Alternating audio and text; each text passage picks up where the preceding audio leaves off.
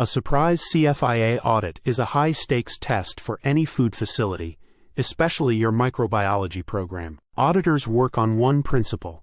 If an activity isn't documented, they assume it never happened. This assumption instantly shifts a routine check from a simple verification into a full-blown investigation. That shift can contribute to product holds, financial penalties, and in serious cases, recalls tied to documentation gaps. But you can turn that audit into a controlled exercise.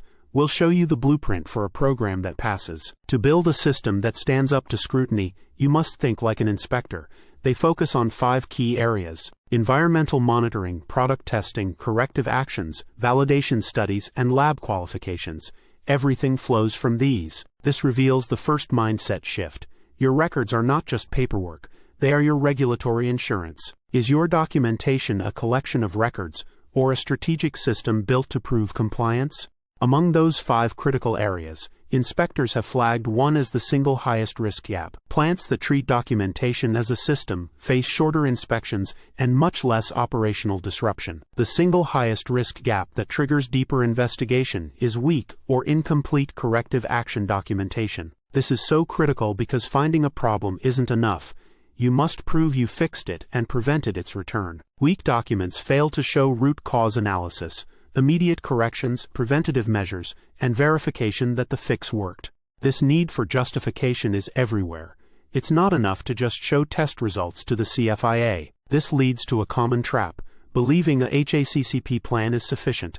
Inspectors see HACCP as the capstone, not the foundation. This means your GMPs, sanitation logs, supplier approvals, and training records must be as audit-ready as your CCPs. Let's look at this in action with your environmental monitoring program. This is a major area where legacy programs fail. Inspectors find the same issues repeatedly: generic swabbing plans, outdated methods, and a purely reactive approach. A modern defensible EMP integrates risk-based zone mapping and is hardwired into your corrective action procedures. Your EMP documentation must answer why. Why these sites? Why this frequency? This is the scientific rationale SFCR demands. Look at your own EMP. Is it a proactive tool to find and destroy risk, or just an exercise to check a box? The landscape is also getting more complex. The CFIA is now using whole genome sequencing, or WGS, to fingerprint microbes. This technological shift increases the pressure on your data's validity, putting your lab under a microscope. Details matter. Poor quality control on microbiological media can create false negatives, hiding a problem that leads to a recall. When choosing a lab, you must prioritize their quality systems and methods alignment, not just the cost per test. So we have 5 core areas: the risk of weak corrective actions and new technical complexity. How do you unify this? Let's connect the dots. Remember the undocumented means it didn't happen rule. WGS can now link that undocumented strain to an illness. The plants that succeed combine that strategic system mindset with a disciplined document retrieval protocol. The best way to prepare is to make your internal audits as tough as a real CFIA audit.